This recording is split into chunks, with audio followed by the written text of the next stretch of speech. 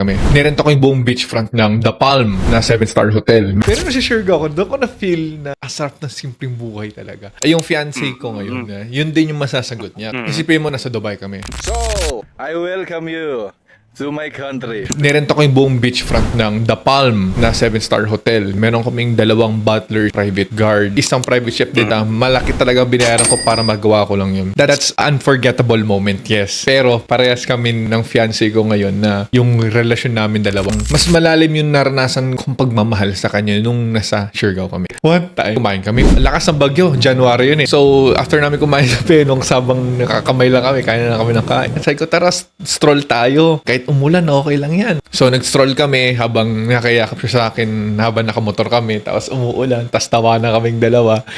Sigawan kami, woo! Ganun kami habang nagmamotor. Tapos, after nun, pumunta kami sa isang location na parang chill bar area. Tapos yun, na gano'n lang kami, nag-cocktails lang kami, tapos nagkwentuhan with our friends. Masasabi ko na sa mga lalaki dyan, sasabi nila na hindi ko mabigay yung pagmamahal na deserve mo kasi wala pa akong pera, ganyan. Pero para sa akin, hindi mo kailangan talaga ng a lot of money just to experience it. Minsan, yung mga malilit na bagay lang na effortlessly, kahit hindi siya costly, kumbaga mag-spark naman yan eh, para ganun.